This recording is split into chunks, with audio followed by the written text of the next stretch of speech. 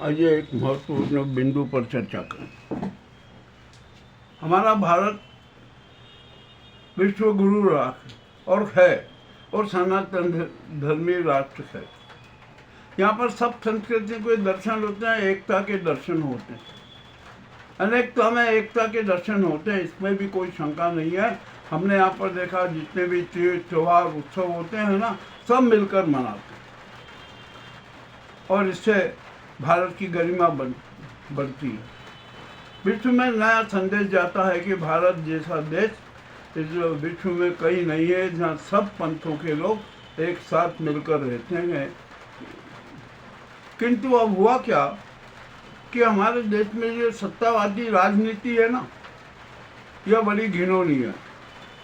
इसने देश की हवाओं को जहरीला बना दिया, संस्कृति को जहरीला बना दिया, मानवीय मूल्यों को जहरीला बना रहे हैं। ये सारे नाटक करते हैं और ये नाटक करने वाले कौन हैं?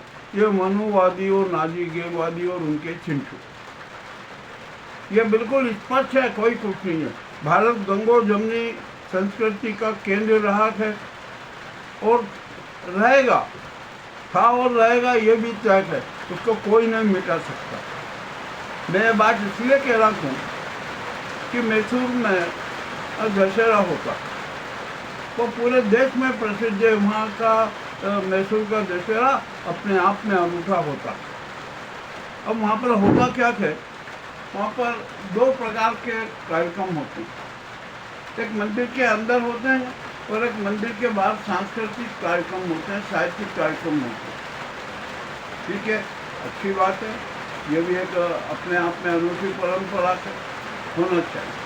अब हुआ क्या कि मैसूर दशहरा 2025 के सांस्कृतिक कार्यक्रम में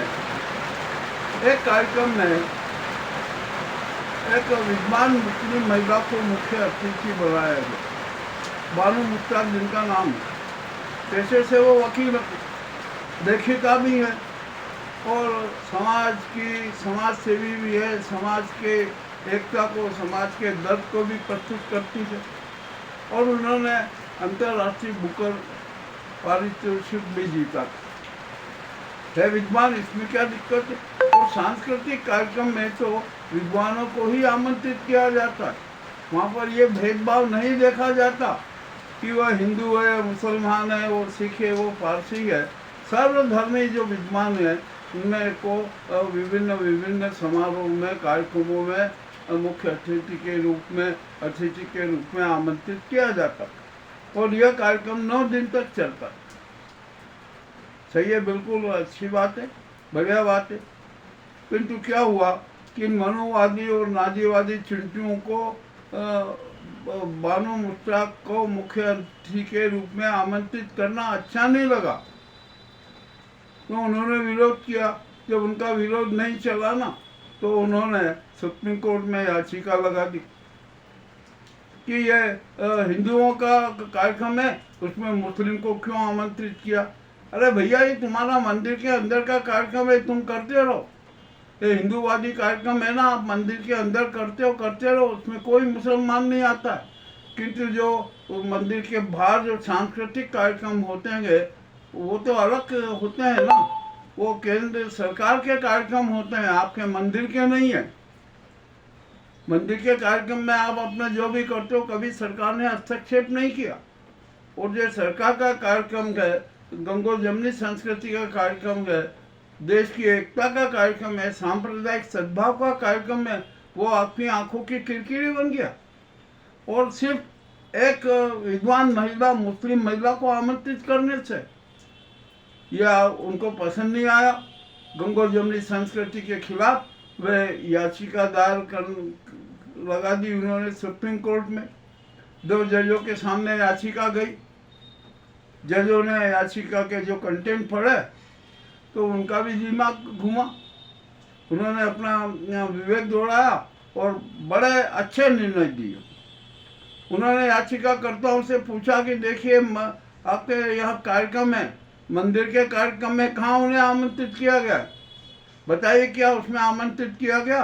तो ये जो मनुवादी और नाजी चिंटू है ना, भौचक के रह गए कि अरे मंदिर में तो, और स्पष्ट कहा कि मंदिर में कोई आमंत्रित नहीं किया।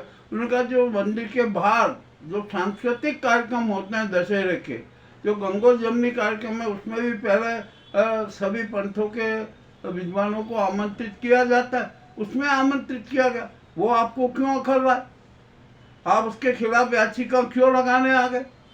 आपको ये याचिका लगाना नहीं चाहिए। आप क्यों जहर फैलाना चाहते हैं, जातिवादी जहर, हिंदू मुस्लिमवादी जहर? ये अच्छी बात नहीं है। राष्ट्र की एकता के लिए ऐसे कृत्य करना नहीं चाहिए।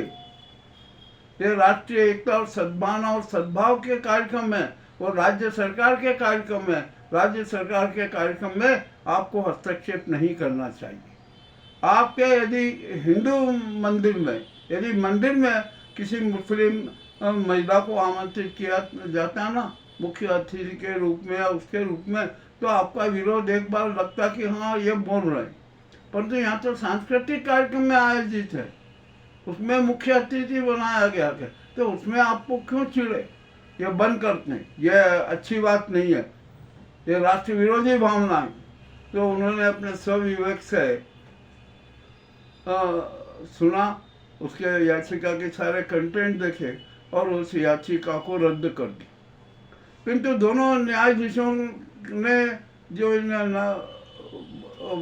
जो मनुवादी और नाजीवादी चिंटुओं को है ना, बड़े फटकार भी लगाए, और फटकार लगाते हुए कहा कि हम ये याचिका रद्द करते हैं।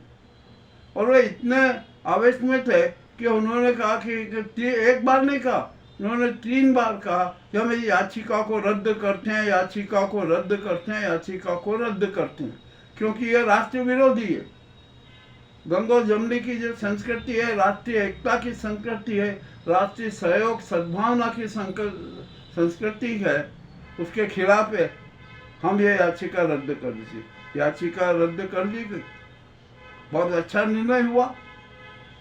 आप ये बताइए कि हम यहाँ पर जब एकता के साथ रहते हैं, हर तीज त्योहार मिलजुल कर मनाते हैं, कोई किसी का विरोध नहीं करते हैं, सब एक दूसरे को सहयोग देते हैं, एकता से रहते हैं, तो आप ये सांस्कृतिक कार्यक्रम में यदि कोई मुस्लिम महिला को भी मुख्य अतिथि बना दिया गया है ना, तो आपको क्यों जलन हो रही है? आप क्यों ये जातिवादी और पंथवादी जहर फैलाना चाहते हो? ये तो अच्छी बात नहीं है। आप संस्कृति के दुश्मन हो, आप सांप्रदायिक सद्भाव के दुश्मन हो, आप राष्ट्रीय एकता के दुश्मन हो, आप है ना जो हमारे देश में गंगोर जमनी संस्कृति है ना, उसके दुश्मन हो। अरे आप देख लीजिए, हमारे उज्जैन में आकर, उज्जैन में कार्तिक मेला लगता, और धार्मिक मेला भी कार्तिक पूर्णिमा से लगता है उस अवसर पर, और विभिन्न सांस्कृतिक कार्यक्रम होते हैं। मुशायरा होता है, कवि सम्मेलन होता है, नाटक होते हैं, प्रतियोगिताएं होती है, शरीर सृष्टि प्रतियोगिताएं होती है, अनेक प्रकार के सब कार्यक्रम होते हैं। और सभी कार्यक्रम में हिंदू मुस्लिम सब एकता के साथ भाग लेते हैं। कार्तिक मेले में इतनी भीड़ लगती है, इतनी भीड़ लगती है कि हद से ज़्यादा। किंतु ये जो है ना, ये मनुवादी और नाजीवादी चिंटू, हमारे यहाँ ऐसा कुछ भी नहीं होता है। किंतु इन्होंने जो मैसूर के दशहरे में जो जहर घोलने की कोशिश की ना, सुप्रीम कोर्ट ने उनकी हवा निकाल दी। अब मामला अच्छा हुआ, सुप्रीम कोर्ट ने बहुत शानदार निर्णय दिया। हम तो सुप्रीम कोर्ट के न्यायाधीशों को बधाई देते हैं, बार बार बधाई देते हैं कि आप ऐसे ही राष्ट्रीय एकतावादी निर्णय देते रहिए, इन मनुवादी और नाजीवादी चिंटुओं को सबक सिखाते रहिए। अब ये देश की जनता भी इस निर्णय की प्रशंसा कर रही है, अच्छी बात है, होना चाहिए। अरे देश को तोड़ो मत, देश को जोड़ो, सामाजिक एकता की बात करो, सहयोग की बात करो, राष्ट्रीय एकता की बात करो, ये होना चाहिए। ये सच्चा राष्ट्रवाद है। आप तो जहर फैलाते हो, पंथवादी जहर फैलाते हो अपने मनुवादी विचारधारा के लिए। ये तो राष्ट्रद्रोह है, जनद्रोह है और संस्कृति के प्रति द्रोह है।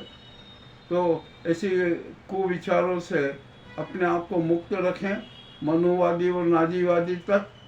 यही जनता का संदेश है, और हम भी यही बात कह रहे हैं कि हमें देश को तोड़ने की कोशिश मत करो, देश में नफरत फैलाने की कोशिश मत करो, देश में एकता की बात करो, सहयोग सेवा की बात करो, सबके विकास की बात करो, सर्व कल्याण की बात करो। यह है हमारा सनातन धर्म।